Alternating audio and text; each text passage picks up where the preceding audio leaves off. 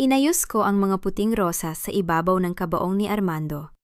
Tila ba ang bawat talulot ay sapat na upang tabunan ang nangingibabaw na amoy ng kamatayan at kataksilan sa loob ng aming mansyon. Ang bawat haplos ko sa malamig na kahoy ay isang huling paggalang sa lalaking binigyan ko ng 20 taon ng aking buhay, ng aking talino at ng aking katahimikan. Tapos na ang pagpapanggap, Felisa. Alisin mo na ang itim na belo mo dahil ngayong gabi, isa ka na lang ligaw na aso sa kalsada. Ang boses ni Leandro ay bumasag sa katahimikan ng kapilya, kasing talim ng balisong at puno ng lason. Hindi ako lumingon. Pinagmasdan ko ang kanyang refleksyon sa makintab na ibabaw ng kabaong. Ang kanyang mayabang na tindig, ang kanyang designer suit na binili gamit ang perang ako ang nag-ipon, at ang kanyang mga matang nagniningning sa kasakiman. Ano ba, Leandro? Respeto naman sa tatay mo. Ang marahang bulong ni Doña Salvacion, ang aking biyenan, habang kunwaring nagpupunas ng luha gamit ang isang mamahaling panyo. Pero totoo ang sinabi ng anak ko, Felisa. Armando's will is very clear. Everything, the house, the company, the accounts, it all goes to Leandro. As for you, you were just a housewife who lived off his name for 20 years. It's time to move on. For the sake of the family honor, naramdaman ko ang bawat mata ng mga bisita sa aking likuran. Ang mga bulong-bulungan na tila mga anay na kumakain sa aking dignidad. Ang funeral director ay lumapit, may hawak na mga dokumento, naghihintay ng aking pirma para sa huling pag-aayos.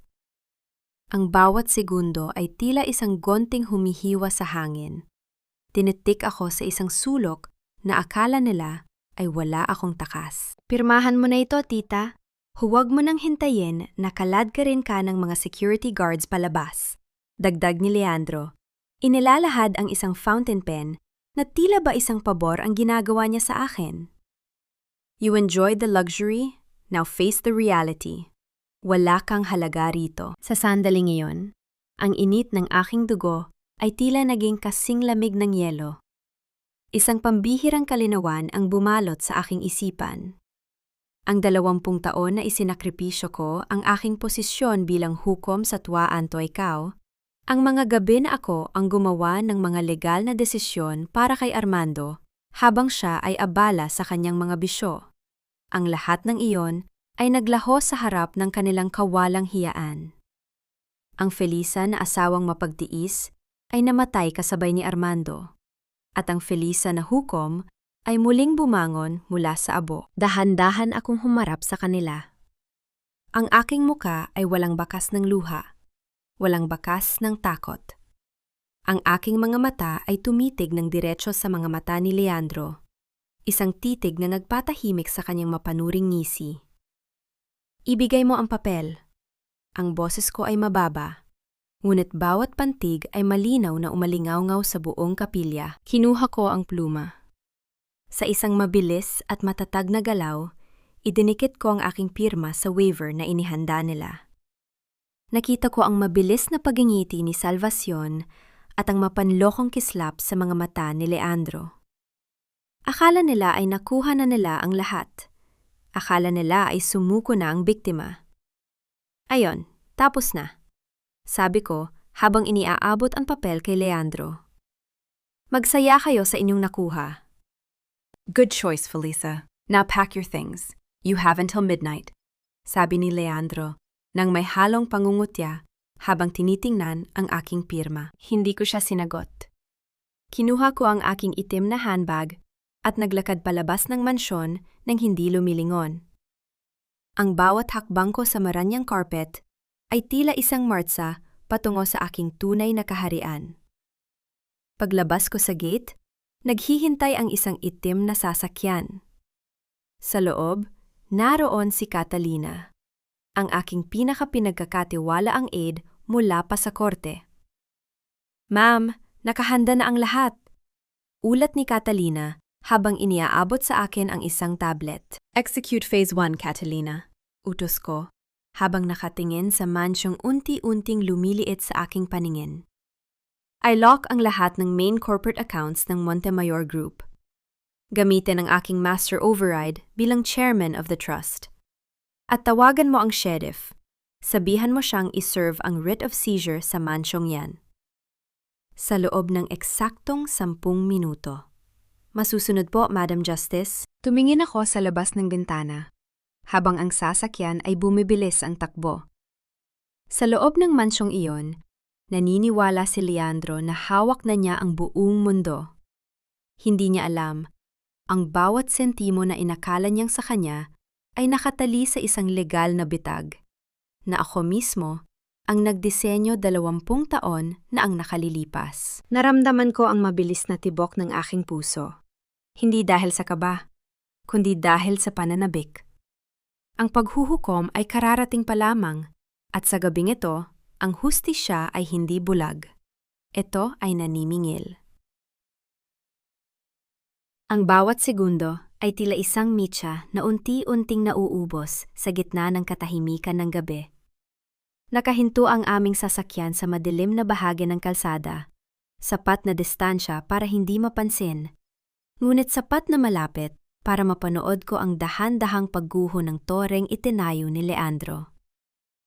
Sa aking kandungan, ang liwanag mula sa tablet ay nagpapakita ng mga security camera sa loob ng mansyon na hindi pa nila na-deactivate pabalik sa kanilang kontrol. Sa loob ng engrandeng sala, nakikita ko si Leandro. Hawak niya ang isang baso ng mamahaling whiskey. Ang kanyang mukha ay punong-puno ng mapanlokong tagumpay habang kausap ang kanyang ina. Ang halahak niya ay walang tunog sa aking screen. Ngunit sapat na ang kanyang mga galaw para malaman kong ipinagdidiriwan na nila ang aking pag-alis. Akala nila ay napaamo na nila ang leon. Akala nila ang 20 taon ng aking pananahimik ay tanda ng aking paghina. Madam, ang mga sheriff at ang local police ay nasa labas na ng gate. Ang malamig na boses ni Catalina ang nagpabalik sa akin sa katotohanan. Hayaan mo silang pumasok, Catalina. Gusto kong makita ang muka ni Leandro. Kapag na-realize niyang ang bahay na akala niya ay sa kanya na, ay magiging kulungan niya sa loob ng ilang minuto. Sagot ko, habang pinagmamasdan ang pagbukas ng engrandeng gate. Hindi nagtagal, ang katahimikan ng gabi ay binalot ng tunog ng mga yabag sa semento at ang marahas na pagkatok sa pintuang kahoy ng mansyon. Sa screen, nakita ko ang gulat sa muka ni Leandro. Ang baso ng whiskey ay halos mabitawan niya nang pumasok ang sheriff kasama ang 2 armadong pulis. Anong kalokohan ito? Do you know who I am? Ito ay pribadong ari-arian. Ang sigaw ni Leandro na mababasa sa kanyang mga labi. Dahan-dahan akong bumaba ng sasakyan. Ang lamig ng hangin ay humahaplos sa aking muka. Ngunit hindi nito mapapantayan ang lamig na nananalaytay sa aking mga ugat.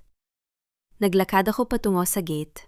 Ang bawat tunog ng aking sapatos sa graba ay tila isang hatol na papalapit ng papalapit.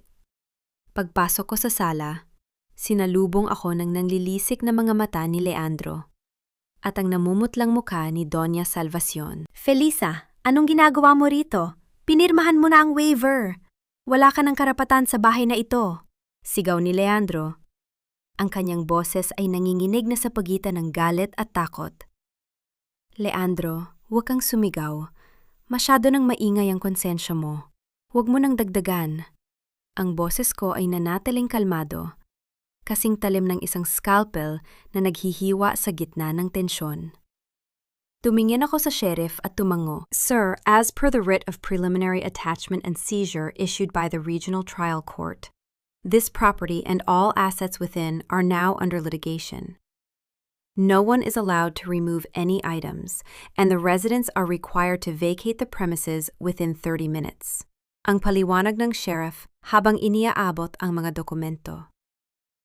Hindi maaari, ang diwal ni Armando. Ang pagpilit ni Doña Salvacion ay naputol nang itaas ko ang aking kamay. Ang diwal na ipinagmamalaki ninyo ay isang pirasong papel na puno ng kasinungalingan, Mama. Sabi ko habang tinitingnan siya ng diretso sa mga mata. I was a justice for 20 years. Do you really think I wouldn't recognize a forged signature of my own husband? Do you really think I didn't see through your little play with the notary public? Naglalaro ka lang, Felisa. Hindi mo kami mapapaalis. We will sue you for this. Hiyaw ni Leandro. Akmang lalapit sa akin, ngunit agad siyang hinarangan ng pulis. Sue me then. Pero habang naghihintay kayo ng hearing, ang lahat ng inyong accounts, maging ang mga account na lihim mong inilipat sa ibang bangko kagabi, ay naka-freeze na rin. I am the sole trustee of the Montemayor Foundation, and I just declared a total audit for suspected embezzlement. Ang bawat salita ko ay tila isang sampal na nagpatahimik sa buong silid. Nakita ko ang pagbagsak ng balikat ni Leandro. Ang kislap ng tagumpay sa kanyang mga mata kanina ay napalitan ng puro at malinaw na takot. Si Doña Salvacion naman ay napaupo sa sofa, pilit na humahawak sa kanyang dibdib, ang paborito niyang akto ng pagiging biktima. Magsimimula na kayong mag-impake. 30 minutes, Leandro. Hindi kasama sa kukunin ninyo ang kahit anong gamit na binili, gamit ang pera ng kumpanya. Ibig sabihin, kahit ang relo mo at ang mga perlas ng iyong ina ay maiiwan dito. Sabi ko habang tumatalikod.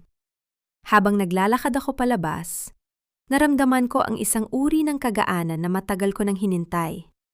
Ngunit alam ko, ito pa lamang ang unang yugto. Ang digmaan ay kararating pa lamang sa kanilang pintuan. Biglang tumunog ang aking cellphone. Isang unknown number. Ang boses sa kabilang linya ay mababa at puno ng babala. Madam Justice, huwag kang masyadong magdiwang. Ang Blue Ledger na hinahanap mo? Hindi lang si Leandro ang may hawak nito.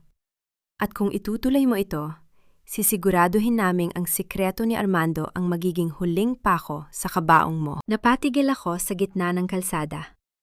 Ang anino sa ilalim ng poste ng ilaw ay tila lumalim. Ang sikreto ni Armando? Mayroon pa bang hindi ko alam tungkol sa lalaking inakala kong kilala ko ng lubos? Ang bawat hakbang ko sa madilim na pasilyo ng aking pansamantalang opisina ay tila paglalakad sa ibabaw ng mga pako. Ang hangin ay may kakaibang amoy. Hindi ang bango ng mga mamahaling kandila na nakasanayan ko sa mansyon, kundi ang masangsang na amoy ng abo at nasunog na papel. Huminto ako sa tapat ng pinto ng kusina. Doon, sa gitna ng malamig na liwanag ng bumbilya, nakita ko si Dory. Si Dory, ang babaeng itinuring kong higit pa sa isang katulong sa loob ng 20 taon. Ang babaeng pinagkatiwalaan ko ng aking mga lihim habang ako ay abala sa pag-aayos ng mga legal na gusot ni Armando. Nakatayo siya sa harap ng lababo. Ang kanyang mga kamay ay nanginginig habang pilit na itinatapon ang mga itim na labi ng isang dokumento. Dory, tingnan mo ako. Ang boses ko ay hindi mataas, ngunit ang lamig nito ay sapat na upang magpalingon sa kanya ng mabilis. Ang basong hawak niya ay dumula sa kanyang mga daliri at lumiha ng matalas na tunog ng pagkabasag sa matigas na sahig. Hindi ako kumurap. Pinanood ko ang kanyang mukha na unti-unting nilalamon ng puro at malinaw na takot. Madam, Felisa, kanina ka pa po ba riyan? Ang kanyang boses ay tila isang kaskas ng tuyong dahon, puno ng pagkautal. Ang mga dokumentong yan ay ang orihinal na listahan ng mga offshore accounts ni Armando.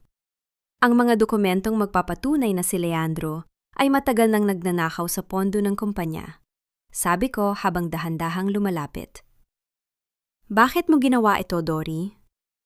Agad siyang lumuhod sa sahig sa gitna ng mga bubog. Ang pag-iyak niya ay mabilis na uminit. Ang mga balikat niya ay nayayanig sa bawat hitbi. Ang tipikal na akto ng isang taong huling-huli na pero naghahanap pa rin ng awa. Madam, patawad po. Binantaan po ako ni Leandro. Ang anak ko po ay kinuha nila. Sabi po niya, kung hindi ko susunugin ang mga papel na ito, hindi ko na muling makikita si Maricel. Tumingin ako sa kanya nang walang kahit anong emosyon. Ang sakit ng pagtatraidor ay naroon, nanunuot sa aking dibdib. Ngunit hindi ko hahayaang makita niya ang aking panghihina. Ang Felisa na madaling makuha sa luha ay matagal lang ibinaon kasabay ng aking judicial robe. Alam ko ang tungkol kay Maricel, Dory. At alam mo ba kung anong ginawa ko? Sabi ko habang kinukuha ang aking cellphone mula sa bulsa. 2 oras bago ka pumasok sa kusinang ito, tinawagan ko ang aking mga dating koneksyon sa NBI. Ang anak mo ay ligtas na. Kasalukuyan siyang nasa pangangalaga ng aking mga security guards. Napatigil si Dory sa pag-iyak. Ang kanyang mga mata ay nanlaki, tila hindi makapaniwala sa bilis ng aking pagkilos.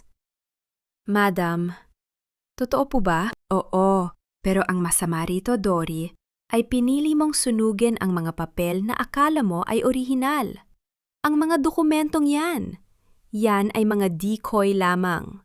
Ang tunay na listahan ay matagal ko nang naisumite sa Central Bank para sa isang freeze order. Ang boses ko ay kasing tigas ng asero. Sa loob ng 20 taon, Dory, naging tapat ako sa iyo. Pero sa unang pagkakataon na sinubok ka ng takot, mas pinili mong saksakin ako sa likod. Madam, parang awa niyo na. Tumayo ka riyan. Hindi ko kailangan ng drama mo. Ang kailangan ko ay ang katotohanan. Putol ko sa kanyang sasabihin. Ang Blue Ledger. Sino ang nag-utos sa'yo na hanapin yon? Hindi lang si Leandro, di ba? Hindi nakapagsalita si Dory. Ang kanyang pananahimik ay ang kumpirmasyong hinihintay ko. Bago ko pa siya muling matanong, isang anino ang gumalaw sa dulo ng pasilyo.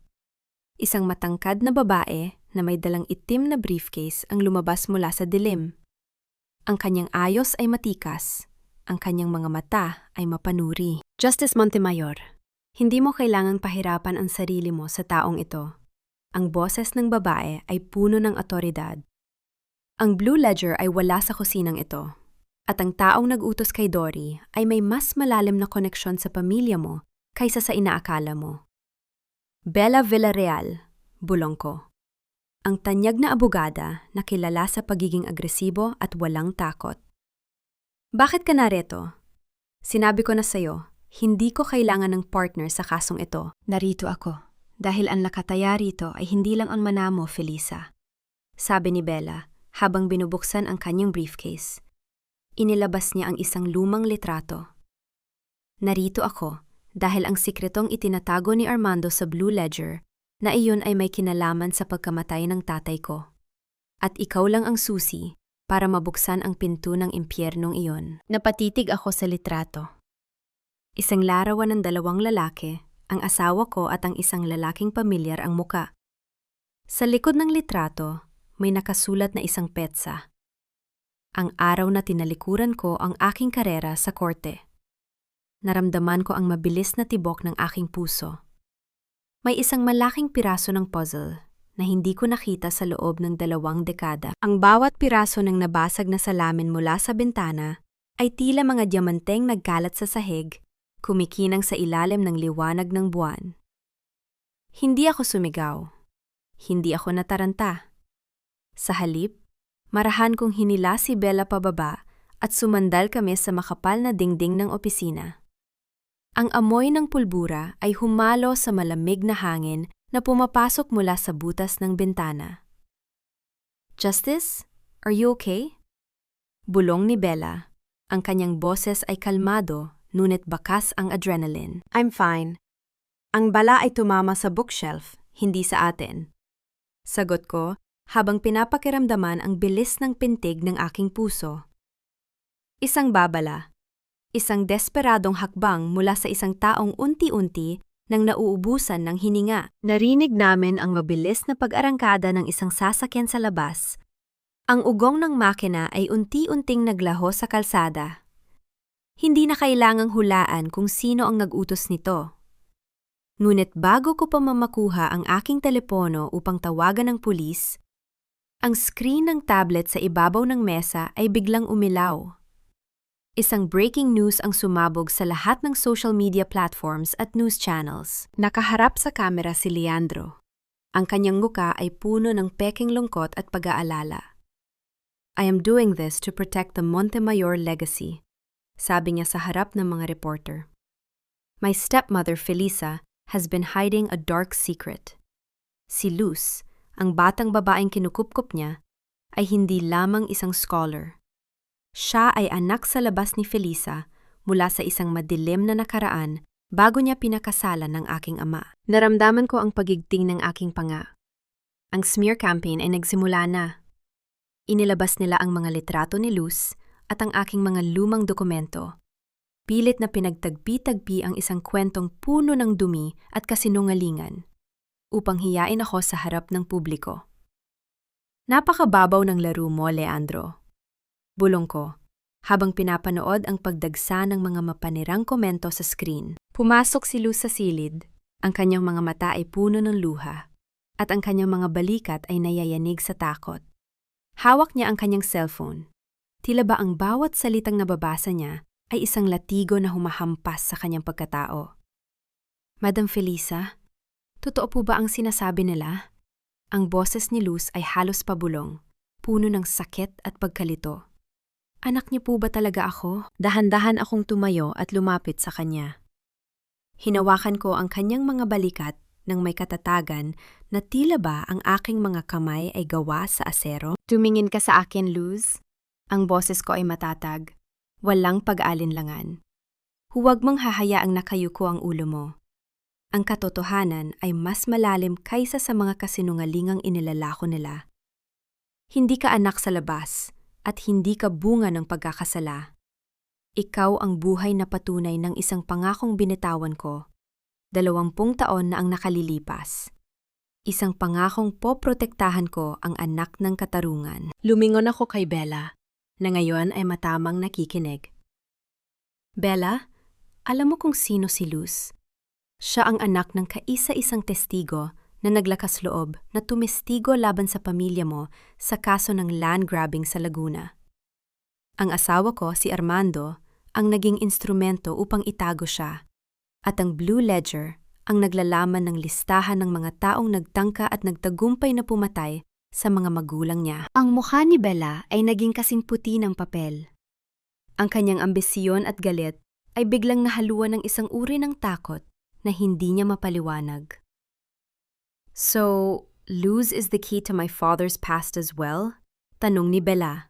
Ang kanyang boses ay bahagyang nanginig. Lahat tayo ay nakatali sa isang kadena ng kasalanan, Bella. Pero ngayong gabi, sisiguraduhin kong ang bawat link ng kadenang yan ay mapuputol. Sabi ko habang kinukuha ang isang itim na sobre na iniwan sa ilalim ng pinto kanina bago ang putok ng baril. Pinuksan ko ang sobre. Sa loob ay may isang sulat na may tatak ng isang lumang law firm na matagal nang nagsara. Ang mga salitang nakasulat doon ay tila isang hatol mula sa hukay. Justice Montemayor. Ang Blue Ledger ay hindi lamang listahan ng mga ari-arian. Ito ang iyong confession paper. Alam namin kung ano ang ginawa mo noong gabing bumagsak ang hatol sa kaso ni Villarreal. Isang maling pirma kapalit ng katahimikan ni Armando. Naramdaman ko ang malamig na pawis sa aking batok. Ang nakaraan na inakala kong nabaon ko na ng malalim ay unti-unti nang humuhukay palabas. Ang bawat ikot ng susi sa loob ng kandado ng posas ay tila isang hatol na umalingaw-ngaw sa buong silid. Naramdaman ko ang malamig na baka na humahalik sa aking mga pulso. Isang pakiramdam na dati ay ako ang naguutos. Ngunit na yon ay ako ang tumatanggap.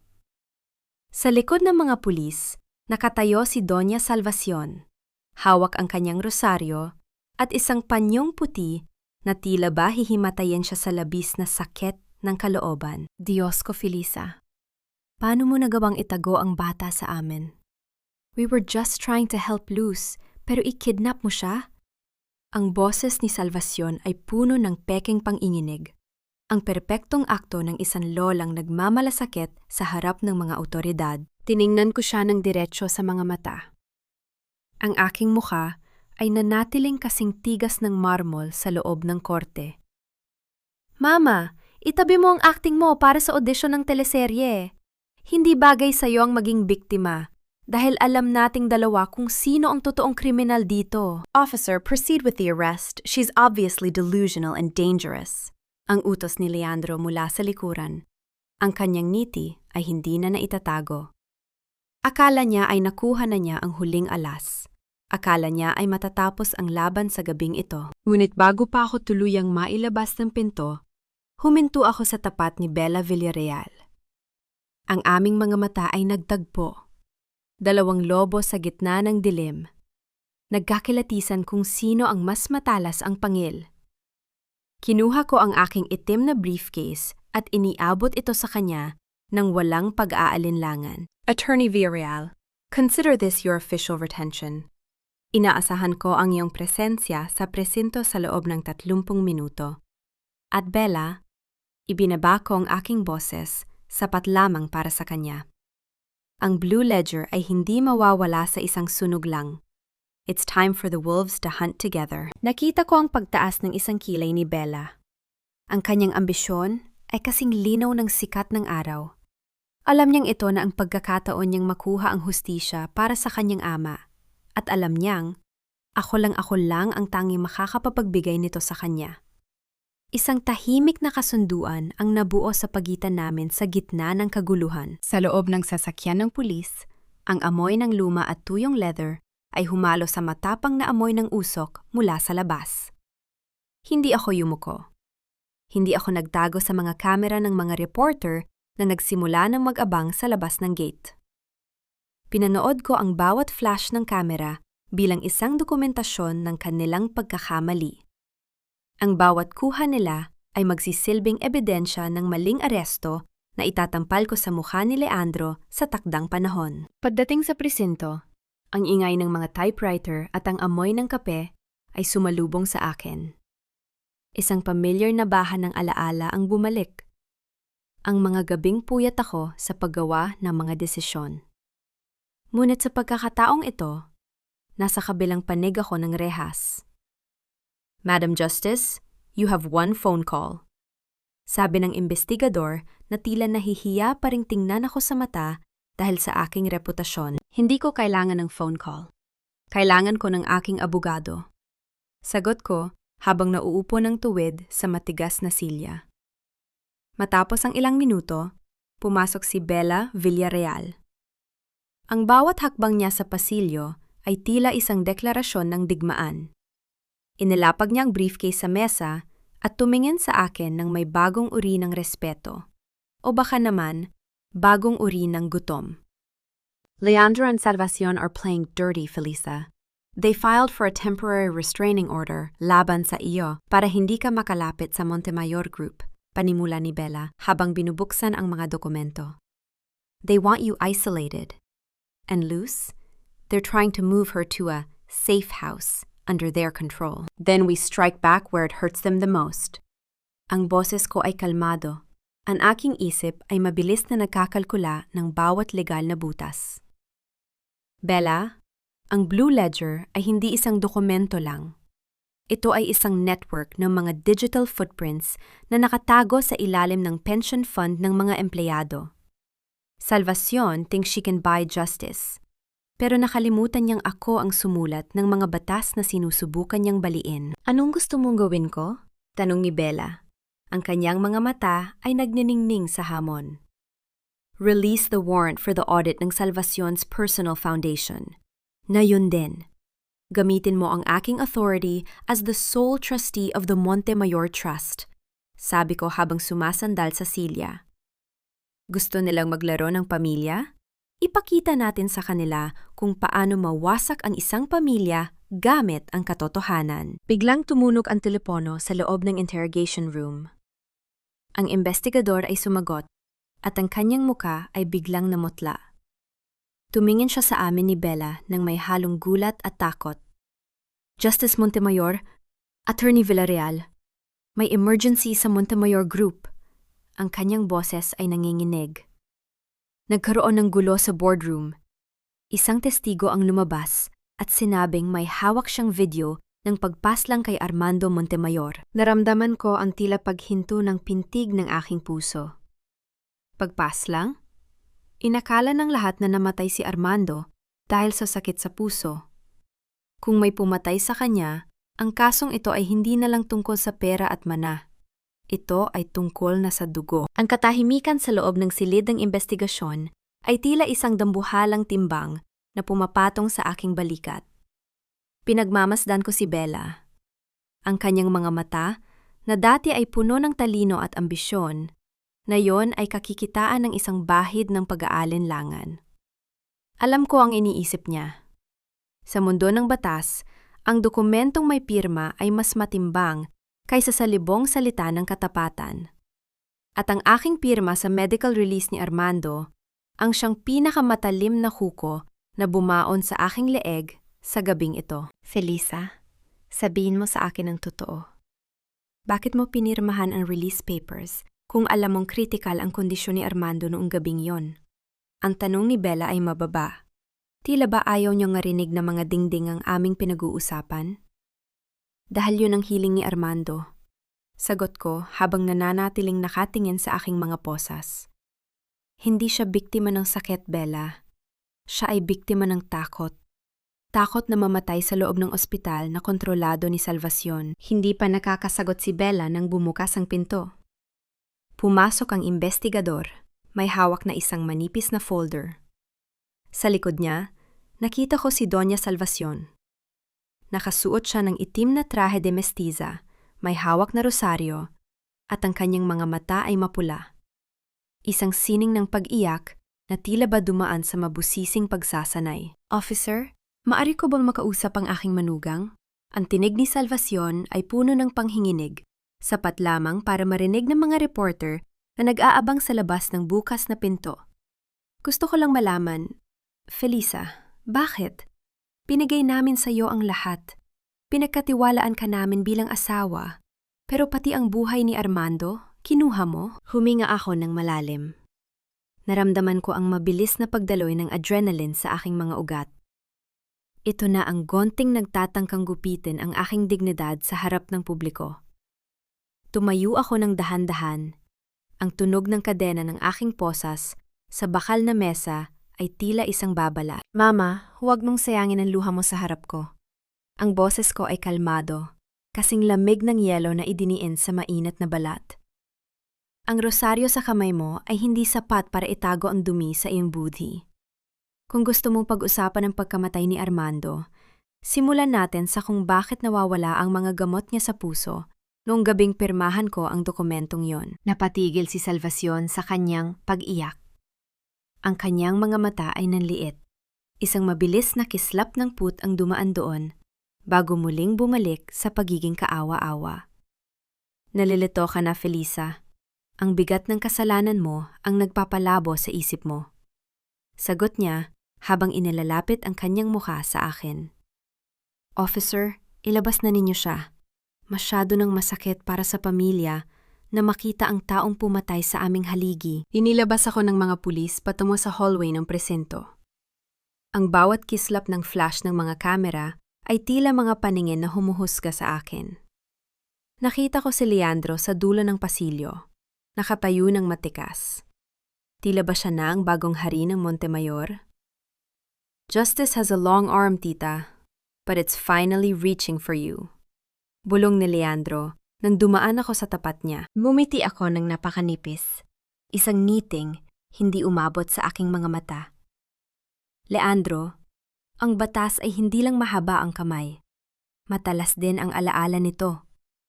Huwag kang masyadong magdiwang sa pansamantalang panalo. Habil ang bawat hakbang mo ay nakatala sa isang libro na hindi mo kayang sunugin. Dinala ako sa isang detention cell. Ang tunog ng pagsasara ng rehas ay tila isang hatol na huling-huli na. Ngunit sa loob ng aking isipan, ang bawat piraso ng puzzle ay nagsisimula ng magsama-sama. Ang paratang ng pagpasalang ay hindi isang banta. Ito ay isang pagkakataon. Isang pagkakataon upang pilitin ang mga aspeto ng kaso na lumabas sa dilim. Mga aspeto na matagal nang itinago ni Salvacion. Matapos ang ilang oras, muling bumalik si Bella. Ang kanyang mukha ay puno ng tensyon. Felisa, may balita mula sa Montemayor Group. Gagamitin ni Salvacion ang gabi ng charity gala bukas para i-anunsyo ang iyong pagpapatalsik sa trust fund.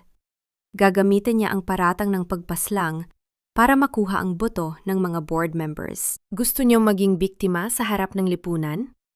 Tanong ko habang nakasandal sa malamig na pader ng selda. Kung gayon, Ibigay natin sa kanya ang entablado. Bella, kailangan mong mahanap ang orihinal na medical report ni Armando mula sa pribadong vault ng ospital. Ang report na nagpapakita ng lason sa kanyang dugo, hindi lang atake sa puso. Lason?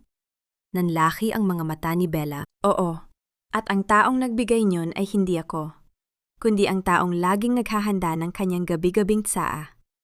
Ang aking tinig ay puno ng tiyak na kaalaman. Salvacion thinks she trapped me, but she just walked into my court. Bukas, sa gala, sisiguraduhin nating ang rosaryo niya ang magiging huling saksi sa kanyang pagbagsak. Nananatitateng nakasandal ang aking likod sa malamig at malangis na pader ng selda. Ngunit ang aking pandinig ay nakapako sa boses ni Dory mula sa kabilang panig. Ang bawat nota ng kanyang oyayi ay may kaakibat na maikli at mahabang paghinto. Isang senyas na itinuro ko sa kanya noon bilang bahagi ng aming protocol sa seguridad. Sa ilalim ng huling haligi, sa likod ng rebulto ni Justicia, ang mensaheng nakuha ko mula sa kanyang kanta. Dahan-dahan akong tumayo. Ang tunog ng aking mga hakbang sa semento ay tila isang babala sa katahimikan. Dory, sapat na yan! Ang boses ko ay mababa, kasing talim ng isang utos sa loob ng korte. Alam ko na kung nasaan. Siguraduhin mong mananatili kang buhay hanggang bukas. Huwag kang kakain ng anumang ibibigay nila sa iyo. Hindi nagtagal, narinig ko ang mabilis na yabag ng mga sapatos sa hallway. Ang bawat tunog ay nagpapahiwatig ng pagmamadali. Bumukas ang rehas at bumulaga sa akin si Bella Villarreal. Hawak niya ang isang dokumentong may selyo ng Tuan Toykaw. Justice, you're out. Hinihiling ng kabilang kampo na manatili ka rito. Pero nakahanap ako ng butas sa kanilang warrant. Ang boses ni Bella ay puno ng adrenaline. Pero kailangan nating magmadali. Nalaman ni Leandro na nakuha natin ang impormasyon mula kay Dory. Papunta na siya sa lumang opisina sa mansyon. Gusto niyang sunugin ang katotohanan? Sabi ko habang kinukuha ang aking blazer. Catalina, ihanda ang sasakyan.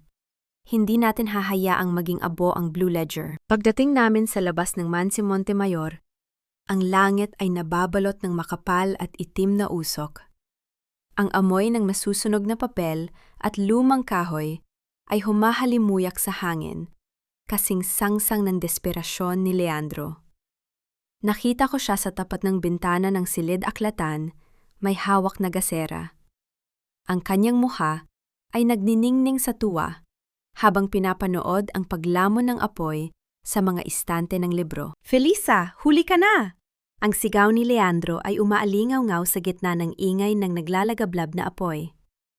Ang lahat ng ebidensya mo, ang lahat ng pangarap mong hustisya ay magiging abo na lamang.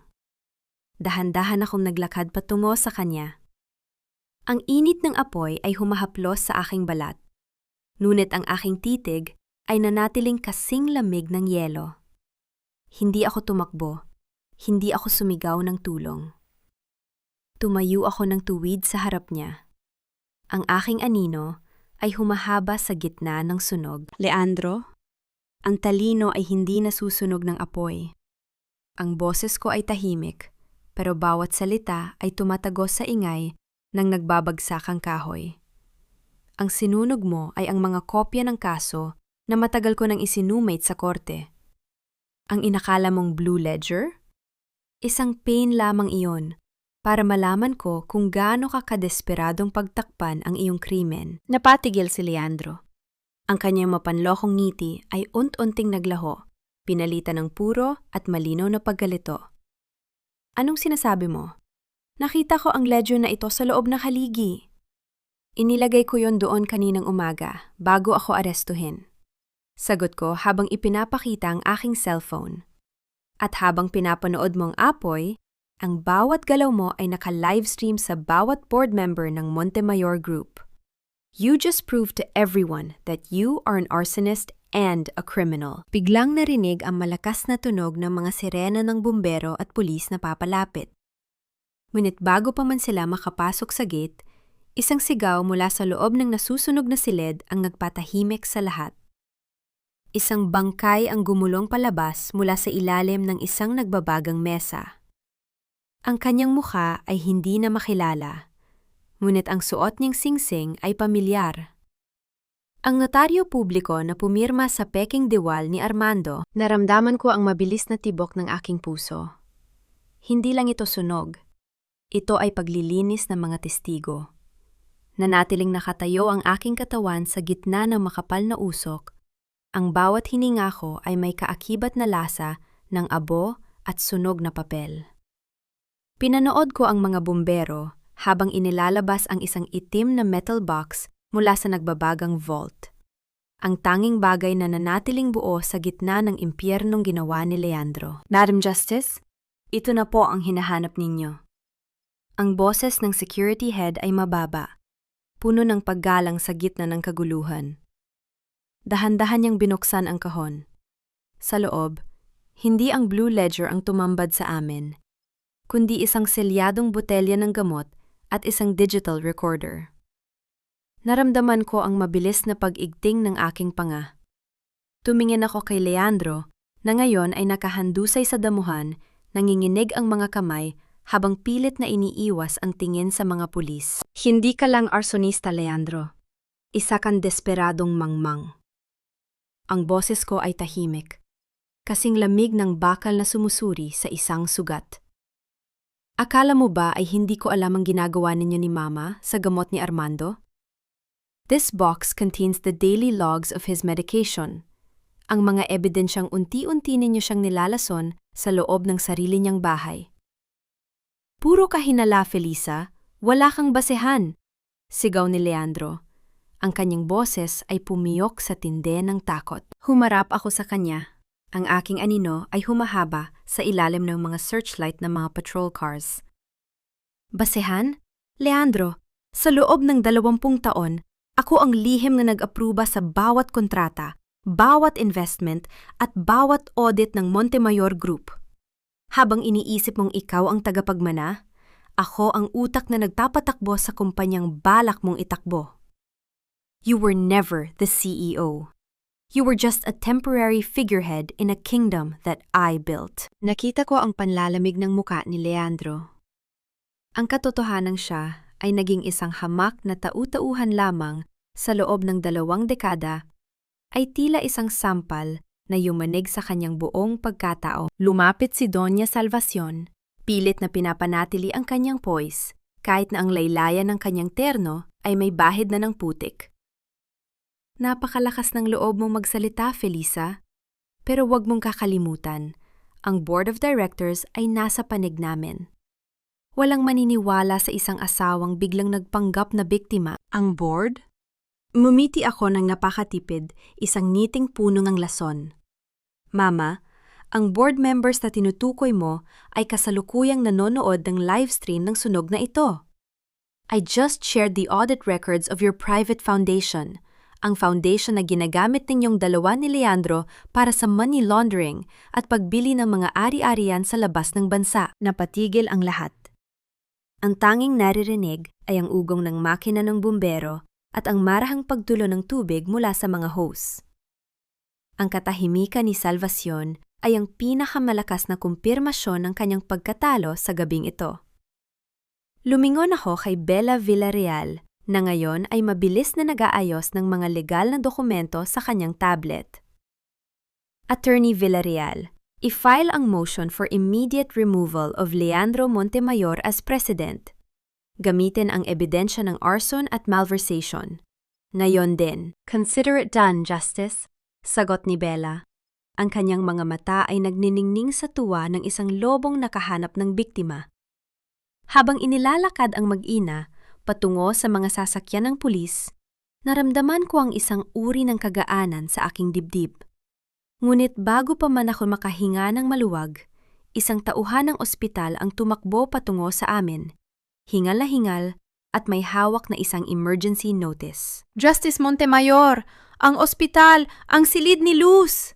Ang boses niya ay puno ng babala. May mga lalaking pumasok sa nursery kanina. Tinangay nila ang bata. Naramdaman ko ang tila paghinto ng pintig ng aking puso. Ang lahat ng tagumpay ko sa gabing ito ay tila naging abo sa isang sandali.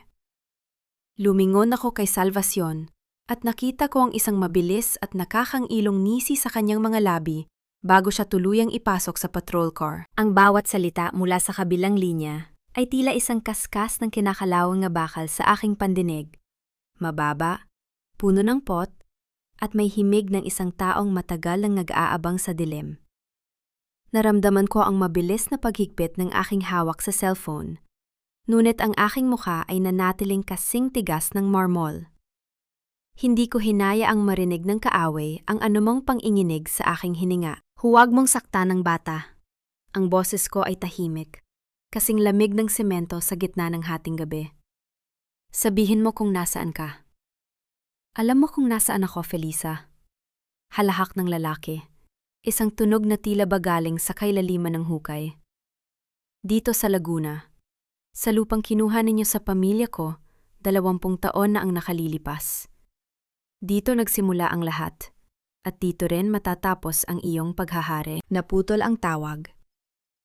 Ang katahimikan na sumunod ay mas nakakangilo kaysa sa ingay ng mga sirena sa aking paligid. Lumingon ako kay Bella Villarreal. Ang kanyang muka ay punong-puno ng pagkalito at takot. Ang kanyang mga kamay ay nanginginig habang nakahawak sa kanyang tablet. Justice, sino yon? Anong gagawin natin? Tanong ni Bella. Ang kanyang boses ay bahagyang nanginig. Huwag kang manginig, Bella. Ang takot ay isang luho na hindi natin kayang bayaran sa sandaling ito. Sabi ko habang dahan-dahang isinusuot ang aking blazer. Ang bawat kilos ko ay maingat at kalkulado. Ang boses na yun si Victorio, ang dating tauhan ni Armando na inakala ng lahat ay namatay na sa sunog sa Laguna. Mukhang binuhay siya ni Salvacion para sa huling alas na ito. Pupunta po ba tayo roon? It's a trap, Felisa, babala ni Bella. Siyempre, isa itong bitag. Ang boses ko ay walang bahid ng pag-aalinlangan. Ngunit ang hindi alam ni Victorio, ang Blue Legion na hinahanap niya ay hindi lang isang listahan ng mga ari-arian. Ito ay isang detalyadong mapa ng bawat krimen na ginawa nila, kabilang ang pagmamanipula sa kaso ng tatay mo. Catalina, ihanda ang sasakyan at tawagan ang Special Operations Unit. Hindi tayo lalaban ng patas sa isang taong matagal nang lumabag sa batas. Habang binabaybay namin ang kalsada patungo sa Laguna, ang tanghing naririnig sa loob ng sasakyan ay ang marahang ugong ng makina at ang mabilis na pagtipa ni Bella sa kanyang laptop. Pinagmamasdan ko ang madilim na tanawin sa labas, ang mga anino ng mga puno na tila mga bantay na humahabol sa amin. Nakuha ko na ang GPS signal ng huling tawag, Justice, ulat ni Bella. Nasa lumang warehouse sila malapit sa Pampang. Ang lugar kung saan unang itinayo ang pundasyon ng Montemayor Group. Eksakto, bulong ko. Doon niya gustong tapusin ang lahat sa lugar kung saan nagsimula ang kanilang kasakiman. Pagdating namin sa lugar, ang amoy ng dagat at kalawang ay sumalubong sa amin, hinaluan ng malamig na simoy ng hangin na nagpapataas ng aking balahibo. Nakita ko ang isang itim na van sa tapat ng gumuhong warehouse. Ang liwanag mula sa isang solong bumbilya sa loob ay lumilika ng mga mahahabang anino na sumasayaw sa dingding. Dahan-dahan akong bumaba ng sasakyan. Ang bawat hakbang ko sa tuyong damo ay tila isang mabagal na pagbilang ng oras. Hindi ako nagdala ng armas, tanging ang itim na briefcase na naglalaman ng Blue Ledger. Victorio, lumabas ka! Ang sigaw ko ay tumagos sa katahimikan ng gabi, puno ng otoridad na hindi matitibag ng anumang banta. Mula sa dilim, lumabas ang isang lalaki. Ang kanyang muka ay punong-puno ng mga pilat mula sa sunog. Ang kanyang anyo ay tila isang bangkay na muling nabuhay. Hawak niya si Luz. Ang bata ay umiiyak, at ang kanyang maliit na kamay ay nakatali ng magaspang na lubid. Ang Blue Ledger, Felisa. Ibigay mo sa akin ang ledger at pakakawalan ko ang bata. Ang boses ni Victorio ay puno ng desperasyon. Ibibigay ko ang ledger sa iyo, sabi ko habang itinataas ang briefcase. Ngunit, kailangan mo munang sabihin sa akin ang katotohanan. Si Salvacion ba ang nag-utos sa iyo na patayin si Armando? Ang tsaa na iniinom niya gabi-gabi, ikaw ba ang naglagay ng lason? Tumawa si Victorio, isang tunog na tila ba kaskas ng tuyong dahon. Hindi ko na kailangang sumagot, Justice. Ang katotohanan ay mamamatay kasama ninyong dalawa sa gabing ito. Itinaas niya ang isang remote control, handang pasabugin ang buong warehouse. Naramdaman ko ang mabilis na tibok ng aking puso. Ngunit sa halip na tumakbo, numiti ako ng napakatipid, isang ngiting puno ng lihim na tagumpay. Masyado kang mangmamadali, Victorio, sabi ko. Hindi mo ba napansin ang tunog ng drone sa itaas? O ang katotohanang ang briefcase na ito ay may built-in signal jammer? Ang remote mo ay isa na lamang piraso ng plastik sa sandaling ito. Kasabay ng aking mga salita, ang katahimikan ng gabi ay binalot ng tunog, ng mabilis na pagpasok ng mga sniper mula sa madidilim na sulok. Ang mga pulang ilaw ng kanilang mga laser ay tumama sa dibdib ni Victorio. Tila ba mga diamanting nagbababala ng kamatayan. Ang liwanag ng buwan ay tumatama sa mukha ng notaryong si Attorney Castro, na tila ba isang multong bumangon mula sa kanyang sariling abo. Nakatayo siya sa gitna ng naglalagablab na tensyon, hawak ang isang dilaw at lumang dokumento. Ang pirasong papel na inakala kong nabaon ko, nakasabay ng aking judicial robe 20 taon na ang nakalilipas. Justice Montemayor, akala mo ba ay ikaw lang ang marunong maglaro ng tadhana? Ang boses ni Castro ay paos, puno ng puot na naipon sa loob ng 2 dekada ng pagtatago. Ito ang hatol mo sa kaso ng mga Villarreal. Isang maling desisyon kapalit ng yaman at proteksyon ni Armando. Sa sandaling mailabas ko ito, hindi lang ang pagiging hukom mo ang mawawala, kundi ang bawat piraso ng dangal na pilit mong binuo. Naramdaman ko ang mabilis na paglamig ng aking mga kamay. Ngunit hindi ko hinaya ang makita nila ang anumang bakas ng pangamba. Tumingin ako kay Luz, na ngayon ay mas lalong humihikbi sa bisig ni Victorio. Ang bawat luha ng bata ay tila isang mitsa na nagpapaalab sa aking determinasyon. Huli ka na, Attorney Castro. Ang boses ko ay nanatiling kalmado. Bawat salita ay may bigat ng isang pinal na hatol. Kung inaakala mo na ang dokumentong yan ang magiging katapusan ko, nagkakamali ka. Sapagkat ang dokumentong hawak mo ay hindi ang orihinal. Yan ay isang kopya na sadyang ipinadala ko sa iyo noong nakaraang buwan upang kumpirmahin kung buhay ka pa nga. Napatigil si Castro. Ang kanyang mapanlokong ngiti ay unti-unting naglaho, pinalitan ng isang matinding pagkalito. Anong sinasabi mo? Nakuha ko ito sa vault ni Armando. Ang vault ni Armando ay matagal ko nang binuksan, bago pa man siya malagutan ng hininga. Sabi ko habang dahan-dahang lumalapit sa kanila. Hindi pinapansin ang mga laser ng sniper na nakatutok sa aking dibdib. Bella, ipakita mo sa kanila ang tunay na hatol. Inilabas ni Bella ang kanyang tablet at ipinakita ang isang digital file na may selyo ng ombudsman. Ang orihinal na hatol ay matagal nang isinumitate ni Justice Felisa bilang bahagi ng kanyang self-confession at whistleblowing report laban sa pamilya Montemayor. Ginawa niya ang maling hatol na yan 20 taon na ang nakalilipas upang isalba ang buhay ng mga magsasaka sa Laguna na balak ipapatay ni Doña Salvacion. It was a sacrifice of her career for the lives of hundreds. Natahimik ang buong warehouse. Ang tanging naririnig ay ang marahang paghampas ng hangin sa mga kinakalawang na yero. Ang katotohanang ang aking kasalanan ay isa palang operasyon upang isalba ang mga biktima ay tila isang matinding sampal sa mukha ni na Victorio at Castro. Nayon, Victorio, bitawan mo ang bata. Ang utos ko ay puno ng otoridad na tila ba nasa loob ako ng korte. Ang bawat segundo na hawak mo siya ay nagdaragdag ng 10 taon sa iyong sentensya.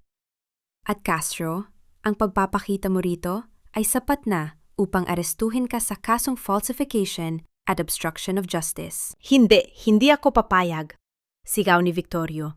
Akmang hiilahin ang gatilyo ng kanyang baril. Ngunit bago pa man siya makakilos, ang katahimikan ng gabi ay binalot ng isang matalim at mabilis na tunog ng pagtama ng bala sa kanyang kamay. Isang matunog na pagbagsak ng baril sa semento ang sumunod. Mabilis na kumilos ang mga sniper. Ang mga pulang ilaw ay naging mga asul at pulang kislap ng mga patrol cars na pumasok sa compound. Ang bawat sulok ay naliwanagan. Inilalantad ang bawat dumi at krimen na matagal nang itinago ng warehouse na yon. Luz! Sigaw ko habang tumatakbo patungo sa bata. Niyakap ko siya ng mahigpit. Nararamdaman ang mabilis na tibok ng kanyang maliit na puso. Ligtas ka na. Tapos na ang lahat. Nang mailabas na sina Victorio at Castro ng may mga posas, lumapit sa akin si Doña Salvacion, na kararating lang kasama ang kanyang abogado. Ang kanyang mukha ay kasing puti ng papel, ngunit ang kanyang mga mata ay nananatiling puno ng kamandag. Akala mo ba ay nanalo ka na, Felisa? Bulong ni Salvacion habang nilalampasan ako. Ang Montemayor Group ay sa amin pa rin. Wala kang ebidensya na mag-uugnay sa akin sa lahat ng ito. Ngumiti ako ng napakatipid. Isang ngiting puno ng katuwaan para sa kanyang kamangmangan. Mama, ang Blue Ledger na sinulog ni Leandro? Hindi yon ang ebidensya. Ang ebidensya ay ang digital recorder na nakatago sa loob ng rosaryo mo na kinuha ng mga pulis kanina bilang ebidensya ng personal property sa presinto. Lahat ng pag-amin mo kay Victorio tungkol sa paglason kay Armando, lahat yon ay recorded. Nakita ko ang pagbagsak ng balikat ni Salvacion. Ang kanyang rosaryo, ang kanyang tanging proteksyon, at simbolo ng kanyang huwad na kabanalan, ay siya palang magiging huling pako sa kanyang kabaong. Ang bawat tunog ng sirena ng ambulansya ay tila isang mabilis na tibok ng katarungang nagmamadali. Ngunit ang aking atensyon ay nakapako sa mga mata ni Bella Villarreal. Sa gitna ng dilim ng Laguna, ang kislap sa kanyang paningin ay hindi kislap ng tagumpay, kundi ng isang madilim na katotohanang matagal niyang itinago sa ilalim ng kanyang propesyonal na maskara. Bella, ang substance na sinasabi ng doktor, ito ay isang uri ng lason na tanging sa laboratorio ng pamilya mo lamang ginagawa. Ang boses ko ay kasing lamig ng semento. Bawat salita ay may bigat ng isang pinal na hatol. Victorio poisoned Armando, yes. Pero ang lason niya ay mabagal. Ang pumatay sa asawa ko noong gabing yon ay ang gamot na ipinalit mo sa kanyang tableta. Napatigil si Bella. Ang kanyang pagkakahawak sa tablet ay humigpit. Ang kanyang mga libro sa batas ay tila naging pabigat sa kanyang mga braso. Dahan-dahan siyang lumingon sa akin. Ang kanyang muka ay wala ng bakas ng pagiging kampi. He deserved it, Felisa! Ang sigaw ni Bella ay puno ng puwat na 20 taon niyang kinimkim.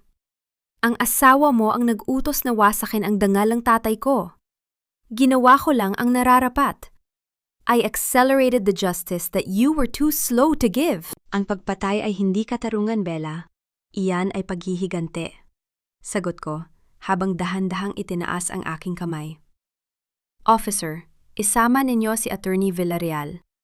Ang bawat piraso ng ebidensya ng kanyang pakikialam sa gamot ni Armando ay nasa loob na ng Blue Ledger na hawak ko. Hindi nakalaban si Bella. Ang kanyang pagbagsak ay kasing bilis ng kanyang pag-akyat. Habang inilalakad siya patungo sa kabilang patrol car, naramdaman ko ang isang uri ng kagaanan na hinaluan ng pait. Sa huli, ang batas ay walang kinikilingan, kaibigan man o kaaway. Kinabukasan, ang bawat pahayagan sa Maynila ay may iisang muka sa harap. Ang pagbagsak ng mga Montemayor. Dinalaw ko sina Leandro at Doña Salvacion sa loob ng detention cell bago ang kanilang paglipat sa National Penitentiary. Ang amoy ng antiseptic at luma na bakal ay sumalubong sa akin. Isang amoy na tila hatol ng tadhana. Felisa, please! Ilabas mo ako rito! I'll give you everything! Ang kumpanya, ang lupain! Just drop the charges! Ang pagmamakaawa ni Leandro ay tila isang sirang plaka. Ang kanyang muka ay puno ng dumi at ang kanyang designer suit ay lukot-lukot na.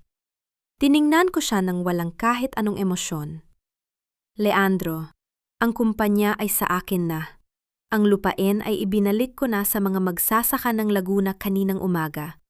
Wala ka nang maibibigay sa akin dahil wala ka ng pag-aari. Lumingon ako kay Doña Salvacion na nakaupo sa sulok. Yakap ang kanyang tuhod at wala na ang kanyang mamahaling rosaryo. Ang kanyang mga mata ay tulala. Tila ba ang bawat kasala ng ginawa niya ay isa-isang bumalik upang multuhin siya sa dilim. Ang pinakamasakit na parusa ay hindi ang rehas, Mama. Bulong ko habang nakatingin sa kanya. Ito ay ang mabuhay sa isang mundong alam ng lahat kung sino ka talaga. Isang mamamatay tao na nagtago sa likod ng dasal. Lumabas ako ng presento at sinalubong ako ni Luz. Ang bata ay nakangiti na, ang kanyang mga mata ay puno ng pag-asa. Sa likod niya, ang Montemayor Group ay sumasailalim na sa rebranding. Hindi na ito simbolo ng kasakiman. Ito na ang magiging pundasyon ng Montemayor Trust para sa mga biktima ng kawalang katarungan. Madam Felisa, ano na pong mangyayari sa atin? Tanong ni Luz habang hawak ang aking kamay. Magsisimula tayo muli, Luz? Sagot ko habang nakatingin sa malawak na abot-tanaw. Itatayo natin ang isang pamanang hindi kayang wasakin ng anumang diwal o ledger. Ang pamanang binuo sa katotohanan. Naramdaman ko ang hangin na humahaplos sa aking muka. Ang bawat anay na sumira sa pundasyon ng aking buhay ay naalis na. Ang Felisa na asawang mapagtiis ay wala na. Pinalitan ng isang babaeng muling nahanap ang kanyang boses at ang kanyang kapangyarihan. Ang bawat pag-ikot ng orasan sa loob ng nakalipas na isang taon ay tila isang marahang pagpunit sa mga pahina ng isang madilim na aklat. Ang mga sugat na dati ay nagdurugo at tila hindi na maghihilom ay unti-unti nang naging mga pilat. Mga paalala ng aking katatagan, hindi ng aking pagkatalo.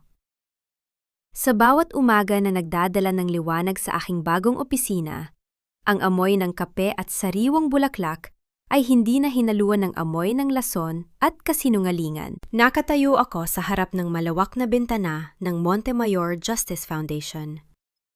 Mula rito, nakikita ko ang mga tao sa kalsada, ang mga pamilyang nabigyan namin ng pagkakataong makuha ang kanilang mga lupain, at ang mga kababaihang dati ay walang boses, ngunit ngayon ay meron ng sandigan. Ang tagumpay ko ay hindi nasusukat sa dami ng perang nabawi ko, kundi sa dami ng buhay na muling nabigyan ng pag-asa. Sina Leandro at Doña Salvacion ay nananatiling nakapiit sa National Penitentiary. Ayon sa aking mga balita, ang bawat araw ni Leandro ay puno ng pagsisisi. Hindi dahil sa kanyang mga krimen, kundi dahil sa pagkawala ng kanyang karangyaan. Si Salvacion naman ay nananatiling tulala sa kanyang selda. Ang kanyang mga kamay ay patuloy na gumagalaw na tila may hinahanap na rosaryo, isang simbolo ng kabanalang matagal na niyang itinakwil. Nagtanong ang marami kung napatawad ko na ba sila. Ang sagot ko ay simple. Pinatawad ko na ang aking sarili sa pananatiling tahimik ng masyadong matagal. Ang pagpapatawad sa kanila ay hindi nangangahulugan ng pagbabalik sa dati. Pinatawad ko sila sa pamamagitan ng pagbitaw sa lason ng galit dahil ang mabuhay ng rukro at malaya ang pinakamabisang paraan ng paniningil. Madam Felisa, handa na po ang mga dokumento para sa pag-aaral ni Luz sa law school. Ang boses ni Catalina ay mahinahon, puno ng katapatan na hindi kayang bilhin ng kahit anong yaman. Lumingon ako sa kanya at tumango. Si Luz ay kasalukuyang nasa silid-aklatan, abala sa pagbabasa ng mga lumang fankwet na ako mismo ang sumulat. Sa kanyang mga mata, nakikita ko ang susunod na henerasyon ng mga tagapagtanggol ng katarungan. Hindi na siya ang batang umiiyak sa dilim. Siya na ang liwanag na magpapatuloy ng aking pamana. Ipinakita ko sa mundo na ang pagiging isang banotso ay hindi nangangahulugang pagkawala ng talino o kapangyarihan. Ang bawat gabi ng pag-aalaga sa pamilya ay hindi naging hadlang sa pagpapanatili ng aking integridad.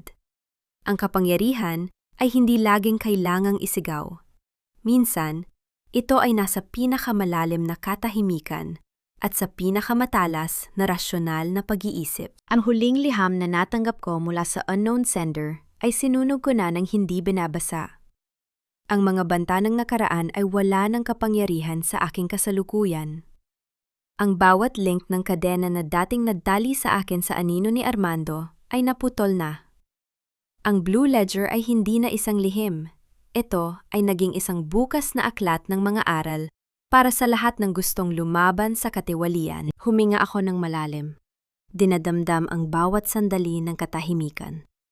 Ang hustisya ay hindi palaging dumarating sa parang inaasahan natin, ngunit dumarating ito sa takdang panahon.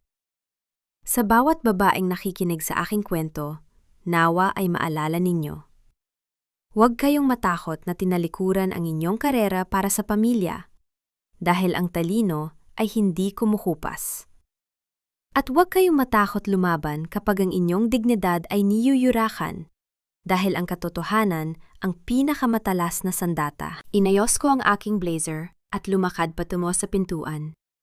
Ang tunog ng aking mga hakbang ay tila isang matatag na ritmo ng isang babaeng muling nahanap ang kanyang sarili.